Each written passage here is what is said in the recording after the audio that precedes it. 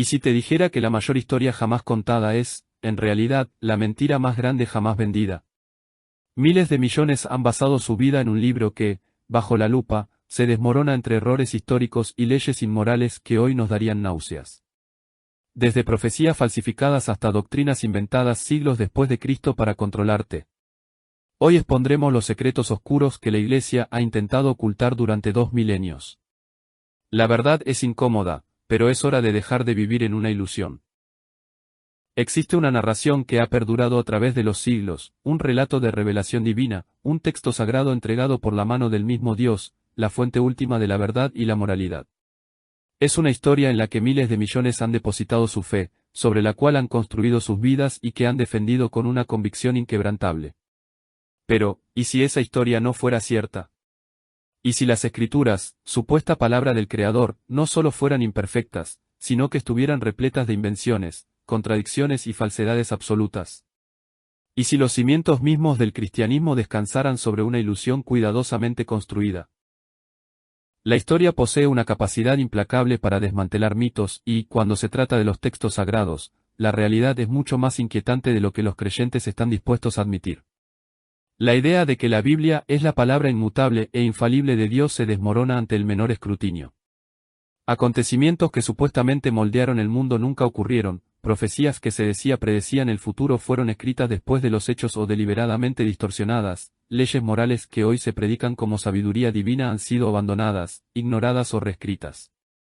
Y las doctrinas que multitudes aceptan como verdades eternas no fueron reveladas por Dios, sino inventadas por hombres siglos después de que la tinta se secara en los pergaminos originales. Estas son las grandes falacias de las Escrituras. Quizás el cambio moral y teológico más profundo en los textos bíblicos sea la evolución en el enfoque del pecado y el perdón, una transformación radical entre el Antiguo y el Nuevo Testamento. La ley antigua es severa y enfatiza una justicia retributiva, ojo por ojo, diente por diente. Aquellos que pecaban deliberadamente enfrentaban castigos físicos o debían ofrecer sacrificios animales para obtener la expiación. El perdón estaba atado a un sistema de sacrificios y rituales nacionales, como el día de la expiación. Además, algunos pasajes antiguos sugieren una culpa colectiva, por ejemplo, en el Éxodo se advierte que Dios visitará la iniquidad de los padres sobre los hijos hasta la 3ª y 4ª generación. Sin embargo, otros versículos del mismo periodo rechazan esa idea, afirmando en Ezequiel que el hijo no cargará con el pecado del padre, sino que la justicia del justo recaerá sobre el mismo. Este debate interno bíblico demuestra que el concepto de las consecuencias del pecado estaba en constante evolución. En el Nuevo Testamento, el mensaje cambia drásticamente. Jesús enseña la misericordia y el perdón radical. Habéis oído que se dijo, ojo por ojo, pero yo os digo, no resistáis al que es malo, amad a vuestros enemigos. Él perdona a adúlteras y recaudadores de impuestos, y su parábola del hijo pródigo resalta un perdón incondicional. El mecanismo de la expiación también se transforma. En lugar de continuos sacrificios animales y restitución personal, se proclama un sacrificio único y suficiente. En Hebreos se explica que Dios abole el primer pacto para establecer el segundo, santificándonos mediante la ofrenda del cuerpo de Cristo una vez y para siempre. Así, la ruta hacia el perdón cambió de seguir códigos legales detallados y ofrecer sacrificios en el templo, a simplemente confesar y creer en la expiación de Cristo. El concepto del pecado original, la idea de que todos los humanos heredan una naturaleza pecaminosa de Adán, es articulado por Pablo en su carta a los Romanos y se convirtió en la piedra angular de la doctrina cristiana posterior. No obstante, es notable su ausencia en el judaísmo y en los relatos del Antiguo Testamento sobre el Edén. De hecho, la doctrina del pecado original, tal como se entendió más tarde, fue formulada esencialmente por San Agustín siglos después, reflejando un desarrollo teológico que iba más allá del tratamiento más ambiguo de la culpa heredada en la Biblia. Las escrituras antiguas generalmente enfatizan que cada persona muere por su propio pecado, mientras que la teología cristiana posterior enseñó que todos nacen condenados debido a la falta de Adán, una noción que muchos encuentran difícil de reconciliar con la justicia divina presentada en los textos anteriores. Estos cambios indican que los mensajes morales y teológicos de la Biblia no eran estáticos. Los estándares del bien y del mal, la comprensión de la culpa y la gracia, todo sufrió transformaciones a lo largo de los siglos en los que se escribieron los textos. Los primeros israelitas tenían una visión del pecado y la expiación. Para la época del Nuevo Testamento, había surgido una nueva visión, una que en muchos aspectos contradecía a la antigua. Esto tiene sentido si vemos la Biblia como una colección de documentos de autoría humana, una conversación y un desarrollo cultural, pero plantea un problema irresoluble para quienes reclaman una moralidad divina única y coherente. Como observó acertadamente un estudioso, muchos fieles temen más a una contradicción en la Biblia que al hecho de que Dios ordene un genocidio. Pero la realidad es que el texto contiene voces morales en conflicto. Desde la esclavitud y el genocidio hasta el estatus de la mujer y el trato del pecado, la ética bíblica no es uniforme, refleja las normas y limitaciones de culturas antiguas. A veces, incluso para los estándares de esas culturas, las acciones bíblicas eran extremas, como la guerra de exterminio total. Con el tiempo, tanto judíos como cristianos han reinterpretado o abandonado muchas instrucciones bíblicas. Tal adaptación es sensata, pero implica admitir que la moralidad de las Escrituras no es el faro inmutable y definitivo que a menudo se proclama. Por el contrario, la comprensión ética ha progresado más allá de la Biblia. Esto socava la noción de que la Escritura fue dictada por una deidad perfectamente moral. Si así fuera, ¿por qué necesitarían los seguidores posteriores corregir o mejorar su ética? Sin embargo, aceptar esto implica admitir que la moralidad bíblica no es el faro inmutable y definitivo que a menudo se proclama. Por el contrario, la comprensión ética de la humanidad ha progresado más allá de las Escrituras. Este hecho socava la noción de que el texto sagrado fue dictado por una deidad perfectamente moral. Si así fuera, ¿por qué necesitarían los seguidores de épocas posteriores corregir o mejorar su ética? En resumen, las grandes falacias en el frente moral de la Biblia son las suposiciones de que presenta un código de conducta impecablemente consistente y que sus mandatos son los estándares eternos de Dios.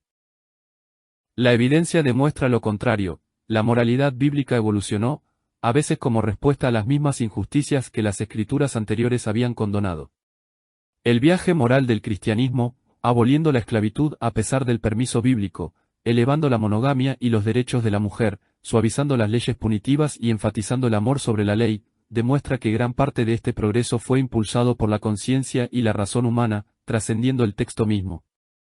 Las contradicciones morales de la Biblia son, por tanto, otra pista de que es un producto de su tiempo, no un reglamento divino infalible. A lo largo de los siglos, la Iglesia desarrolló varias doctrinas fundamentales que muchos asumen que se enseñan claramente en la Biblia, conceptos como el fuego eterno del infierno, la Santísima Trinidad y el pecado original. En realidad, estas ideas o no aparecen en absoluto en el texto o solo se insinúan débilmente, y tuvieron que ser construidas gradualmente por teólogos posteriores. En algunos casos, las autoridades eclesiásticas incluso alteraron o reinterpretaron los textos antiguos para respaldar estos dogmas. Aquí exponemos algunos ejemplos importantes donde lo que se ha enseñado a creer a millones no está realmente respaldado por la escritura original, sino que representa una evolución doctrinal posterior o incluso una distorsión deliberada. Pocas ideas han aterrorizado y controlado a la gente tan eficazmente como la imagen del infierno, un lugar de castigo ardiente y eterno para los malvados. Muchos fieles asumen hoy que la Biblia enseña una doctrina clara sobre el infierno, pero la verdad es sorprendente. El concepto, tal como se entiende comúnmente, debe más a la tradición eclesiástica posterior y a obras literarias como la de Dante que a las escrituras mismas. En el Antiguo Testamento, la palabra utilizada es Seol, que simplemente significa la tumba o el sombrío mundo subterráneo de todos los muertos, no un lugar de tortura. En el Nuevo Testamento, Jesús habla de la Gehenna, un vertedero en llamas a las afueras de Jerusalén utilizado metafóricamente, y de un fuego que no se apaga, en sus parábolas, pero estas referencias son escasas y a menudo simbólicas.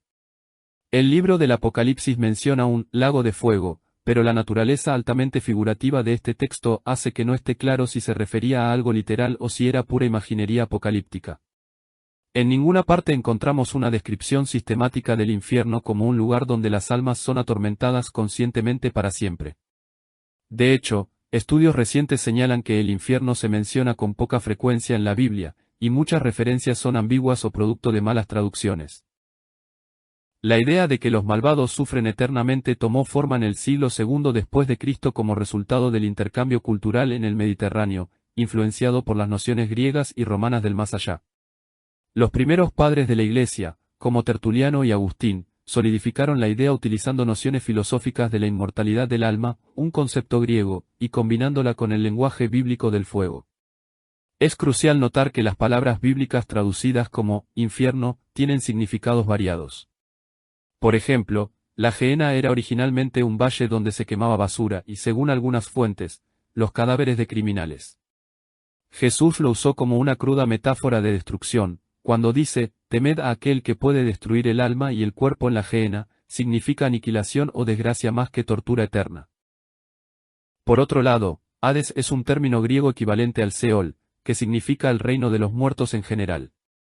En el Apocalipsis, se dice que la muerte y el Hades son arrojados al lago de fuego, simbolizando el fin de la muerte misma. El término tártaro se usa una sola vez en las epístolas de Pedro para describir un lugar de retención para los ángeles caídos, tomando prestado el concepto de la prisión del inframundo de la mitología griega. La doctrina de un infierno siempre ardiente tal como se predicó más tarde, donde las almas humanas condenadas se retuercen para siempre en agonía consciente, es difícil de cuadrar con un Dios justo y misericordioso. De hecho, muchos cristianos primitivos en el siglo III creían que el fuego del infierno era purificador o temporal. No fue hasta el período medieval que la visión de la tortura eterna se convirtió en una ortodoxia incuestionable, ayudada por imágenes horripilantes en la literatura y el arte. La idea del infierno como lugar de sufrimiento sigue siendo un testimonio de su resistencia, a la cual el arte sin duda ha contribuido, pero es esencialmente un desarrollo postbíblico. Una prueba sorprendente de esto es que varios versículos de la Biblia que parecen apoyar el fuego del infierno son probablemente interpolaciones posteriores o errores de traducción. Por ejemplo, en algunas traducciones antiguas del Evangelio de Marcos, se hace referencia a pecadores yendo al fuego que nunca se apagará, pero estos versículos no aparecen en los manuscritos más antiguos, eran duplicaciones de otros textos. Aún más famosa es la historia del hombre rico y Lázaro en el Evangelio de Lucas, a menudo citada para describir el tormento después de la muerte. En realidad, es una parábola introducida en un contexto donde el maestro estaba utilizando alegorías para reprender a los fariseos, basándose en motivos del folclore judío en lugar de ofrecer una geografía literal del más allá. Mientras tanto, aquellos versículos que podrían implicar una destrucción definitiva, como la afirmación en Romanos de que la paga del pecado es muerte, o las metáforas del fuego que consume la paja hasta hacerla desaparecer, fueron sistemáticamente minimizados por los predicadores posteriores, obsesionados con el fuego y el azufre. En resumen, el infierno entendido como un tormento consciente y eterno no es una enseñanza bíblica clara, sino una extrapolación doctrinal. El énfasis de las Escrituras recae en que los pecadores impenitentes serán juzgados por Dios, pero lo que eso conlleva exactamente, aniquilación, castigo temporal o fuego metafórico, dista mucho de estar expuesto con claridad. Fue la Iglesia la que rellenó los espacios en blanco, influenciada por ideas sobre la inmortalidad del alma y la utilidad del infierno como elemento disuasorio. Como resultado, a miles de millones se les ha inculcado una doctrina aterradora, creyendo que proviene directamente de las Escrituras, cuando en realidad es un ejemplo perfecto de cómo la institución eclesiástica introdujo dogmas no respaldados por los textos originales.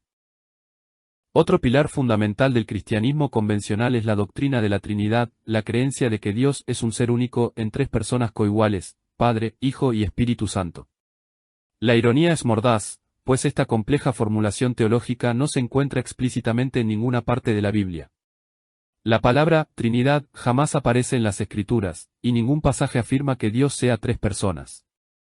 Más bien, la doctrina fue formulada a lo largo de siglos y finalizada en el siglo IV durante los concilios de Nicea, 325 después de Cristo, y Constantinopla, 381 después de Cristo. Fue una respuesta a los intensos debates sobre la divinidad de Jesús y la naturaleza del Espíritu Santo, no una enseñanza que los primeros cristianos hubieran articulado espontáneamente. Es cierto que en el Nuevo Testamento encontramos referencias al Padre, al Hijo y al Espíritu, por ejemplo, en la Gran Comisión de Jesús en Mateo, donde instruye bautizar en nombre de los tres. Sin embargo, estos no se presentan como coiguales ni como un único ser triuno. De hecho, el Nuevo Testamento a menudo retrata a Jesús como subordinado al Padre, el Padre es mayor que yo, dice en Juan, y al Espíritu Santo como el Espíritu de Dios o de Cristo, no como un personaje distinto con igual estatus. La doctrina de la Trinidad en su forma completa, tres personas coeternas y coiguales en una sola esencia, requirió conceptos filosóficos y terminología griega como usía e hipóstasis, ajenos al texto bíblico. El consenso entre los eruditos es que, así como la doctrina del pecado original fue formulada esencialmente por San Agustín, la de la Trinidad fue una construcción de los concilios eclesiásticos del siglo IV. Antes de eso, los escritos cristianos primitivos muestran una variedad de puntos de vista. El término trinitas fue acuñado por Tertuliano alrededor del año 200 después de Cristo, mucho después de los apóstoles. Orígenes, padre de la Iglesia en el siglo III, hablaba de una trinidad jerárquica donde el Padre era el principal. Solo más tarde Atanasio y otros presionaron por la idea de tres personas coiguales, lo que llevó a los credos oficiales. Debido a que la base bíblica clara era inexistente, algunos escribas excesivamente celosos llegaron a modificar las escrituras para apoyar la Trinidad. Un ejemplo notorio es la adición de la coma juanina en la primera epístola de Juan. El texto auténtico dice, porque tres son los que dan testimonio, el espíritu, el agua y la sangre, y estos tres concuerdan. Pero manuscritos latinos posteriores y algunas traducciones antiguas añadieron, en el cielo, el Padre, el Verbo y el Espíritu Santo, y estos tres son uno. Esta fórmula trinitaria explícita no existe en ningún manuscrito griego antiguo, fue una inserción tardía, probablemente alrededor del siglo IV, para reforzar el dogma. Las Biblias modernas omiten acertadamente esta falsificación, pero su existencia demuestra cuán desesperados estaban los defensores posteriores por encontrar pruebas en las Escrituras. Para ser claros, la doctrina de la Trinidad no se declara explícitamente en ninguno de los 4 evangelios. Si Jesús realmente la enseñó, ¿por qué ninguno de los evangelistas la incluyó? El versículo manipulado de Juan no es evidencia válida, pues fue añadido siglos después. De hecho, dice mucho que para encontrar un versículo inequívoco que afirmara que estos tres son uno, alguien tuviera que fabricarlo. Así, la Trinidad, aunque es una doctrina venerable y filosóficamente rica, es fundamentalmente un constructo postbíblico. Los primeros cristianos creían en un solo Dios, veneraban a Jesús y experimentaban el Espíritu Santo, pero el encaje de todo ello no fue detallado por los autores bíblicos. La solución elegante de una esencia en tres personas se forjó en medio de la controversia, mucho después de que se escribiera el Nuevo Testamento. Requirió ir más allá de la Biblia, sintetizando indicios y empleando ideas filosóficas griegas sobre la sustancia. Hasta el día de hoy, muchos cristianos no se dan cuenta de que la claridad sobre la Trinidad que asumen en la Biblia no está realmente allí, tuvo que ser leída entre líneas e impuesta. Grupos no trinitarios señalan que los versículos bíblicos pueden leerse más naturalmente describiendo una jerarquía, el Padre como el único Dios verdadero, Jesús como su Hijo divino, etc. Fue la autoridad de la Iglesia la que declaró heréticas tales interpretaciones. En otras palabras, la doctrina de la Trinidad es otra manipulación humana, una capa teológica posterior. Se impuso sobre el movimiento original de Jesús una capa teológica posterior, consagrada como verdad absoluta bajo la falsa premisa de que la Biblia la enseña con claridad. Otra inconsistencia moral flagrante en las Escrituras es el trato hacia la mujer. En el Antiguo Testamento, las mujeres eran a menudo consideradas propiedad o ciudadanas de segunda clase, una hija podía ser entregada en matrimonio o incluso vendida como sierva. Los hombres tenían derecho a múltiples esposas, y leyes como las de Deuteronomio obligaban a una víctima de violación a casarse con su agresor después de que éste pagara una compensación al padre. La misma Torá que proclama que todos los humanos están hechos a imagen de Dios, también permite a los maridos repudiar a sus esposas con un simple certificado de divorcio y por razones relativamente triviales. Si avanzamos hacia el Nuevo Testamento, Jesús y Pablo presentan una ética distinta. El nazareno prohibió el divorcio excepto en caso de adulterio e interactuó con las mujeres de maneras sorprendentemente dignas para su cultura. En su carta a los Gálatas, Pablo enseña que, en Cristo no hay varón ni mujer. Sin embargo, incluso en el Nuevo Testamento persisten las contradicciones. El mismo Pablo insiste en otros pasajes, las casadas estén sujetas a sus propios maridos, declarando al hombre como cabeza de la mujer, y en la primera carta a Timoteo prohíbe a las mujeres hablar o enseñar en la iglesia.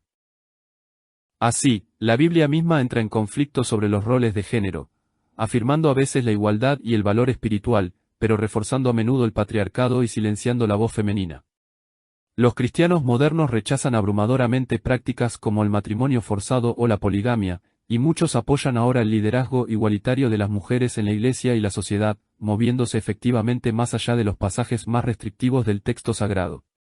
Como señala un análisis reciente, los críticos acusan a la Biblia de defender el patriarcado y actitudes duras hacia las mujeres, y ciertamente esos elementos están presentes en la Escritura. La postura evolutiva de la Iglesia, desde aceptar su silencio hasta ordenarlas como ministras en muchas denominaciones, demuestra nuevamente cómo la moralidad dictada por la Biblia no ha sido consistente, sino que ha cambiado con el tiempo y el progreso cultural. Hemos explorado narrativas históricas que nunca ocurrieron, profecías que fueron reajustadas o fallaron, enseñanzas morales que se contradicen entre sí y doctrinas que fueron impuestas sobre el texto original. Ahora emerge un patrón claro: la Biblia no es un libro impecable y mágicamente consistente de origen divino, sino una colección de escritos que reflejan creencias en evolución y agendas humanas. Sus mayores mentiras son los mitos de que desciende del cielo perfecta en hechos y doctrina. En realidad, la evidencia muestra las huellas dactilares de los seres humanos por toda la Escritura. Las historias fueron escritas y reescritas por los israelitas para forjar una identidad nacional, una historia a veces en desacuerdo con la realidad fáctica. Cuando las herramientas de la arqueología excavan en el pasado, no encuentran evidencia de millones de israelitas vagando por el Sinaí ni muros derribados en Jericó que coincidan con la cronología de Josué. Estos relatos sirvieron propósitos teológicos y políticos para el antiguo Israel, son leyendas para inspirar fe en Dios, no crónicas periodísticas. Reconocer esto nos libera de intentar defender lo indefendible como historia, en cambio, nos permite leer estos textos como la literatura que son. Las profecías a menudo resultaron erróneas cuando se leían literalmente o fueron escritas después de los hechos. La religión bíblica, al igual que otras, utilizó la profecía para dar sentido a los eventos y ofrecer esperanza, pero cuando las circunstancias cambiaban, también lo hacían las interpretaciones. Las fallidas expectativas apocalípticas de la iglesia primitiva, que creía que Jesús regresaría durante su propia vida, tuvieron que ser espiritualizadas o pospuestas por generaciones posteriores. Esto debería infundir humildad a aquellos que hoy reclaman certeza absoluta en sus predicciones del fin de los tiempos. También revela cuánto del supuesto poder predictivo de las Escrituras es, francamente, una especie de fraude piadoso, historia escrita como profecía u oráculos vagos aplicados ingeniosamente a eventos posteriores. La moralidad de la Biblia refleja sus épocas, algunas de las cuales fueron brutales. Si bien hay hermosas enseñanzas éticas en las Escrituras, como ama a tu prójimo, también hay otras moralmente atroces, como mandatos genocidas y regulaciones sobre la esclavitud. El hecho de que los cristianos actuales seleccionen cuidadosamente las primeras y silencien las segundas demuestra que se está utilizando un estándar moral externo, nuestra empatía y razón humana común, para juzgar a la Biblia. Ya no lapidamos a los adúlteros ni quemamos brujas, aunque la Biblia alguna vez sancionó o ordenó tales actos, porque ahora sabemos que eso está mal. Esta es una prueba contundente de que el texto no es una guía moral infalible, es una amalgama compleja y debemos usar nuestra conciencia para tamizarla. Irónicamente, muchos valores que apreciamos, como la abolición de la esclavitud y la igualdad de sexos, se lograron contra la resistencia bíblica, no porque la Biblia liderará claramente el camino.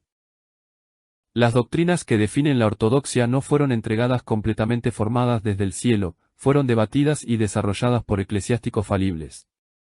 Comprender esta historia elimina el aura de sacralidad absoluta alrededor de conceptos como la Trinidad o ciertas visiones del más allá. Uno puede respetar estas doctrinas como logros teológicos de su tiempo, reconociendo al mismo tiempo que son construcciones humanas. Que no son verdades evangélicas inmutables entregadas directamente por Jesús. Esto también abre la puerta a una necesaria reevaluación. Por ejemplo, tanto fieles contemporáneos como académicos cuestionan hoy la eternidad del infierno, considerando tal noción incompatible con la naturaleza de un Dios de amor y señalando que la propia Biblia no es unívoca al respecto. Este replanteamiento solo es viable si admitimos que el dogma fue una construcción tardía, y posiblemente un error histórico, más que una enseñanza fundamental de Cristo. En definitiva, lo que hemos desvelado es que el cristianismo ha sido moldeado por manos humanas, editando textos, redefiniendo creencias y seleccionando qué pasajes exaltar y cuáles condenar al olvido. Lejos de ser una revelación monolítica, la Biblia se asemeja más a una biblioteca que narra la odisea espiritual de un pueblo, con todos los extravíos y dolores de crecimiento que tal viaje implica. Los primeros jerarcas de la Iglesia guiaron posteriormente ese rumbo, imponiendo a menudo interpretaciones que servían para consolidar el poder eclesiástico o resolver acertijos intelectuales, sin importar si reflejaban fielmente el sentido original de los escritos. Para el escéptico y el buscador sincero, estos hallazgos pueden resultar liberadores. Despojan a la Biblia de su intimidante mística de inerrancia y nos permiten contemplarla como una pieza más en el vasto tapiz de la literatura religiosa humana, fascinante y profunda en algunos pasajes, atroz en otros, pero, en última instancia, profundamente humana. Como señaló el profesor Israel Finkelstein respecto a la historia del Antiguo Testamento, las narrativas bíblicas demuestran que, Si bien no existe evidencia arqueológica convincente del éxodo o la conquista, sí existen pruebas claras que sitúan la redacción de estas historias en un contexto muy posterior. Del mismo modo, el Nuevo Testamento y las doctrinas subsiguientes se comprenden mejor bajo la luz de su contexto histórico, y no como proclamaciones mágicas y absolutas ajenas al tiempo.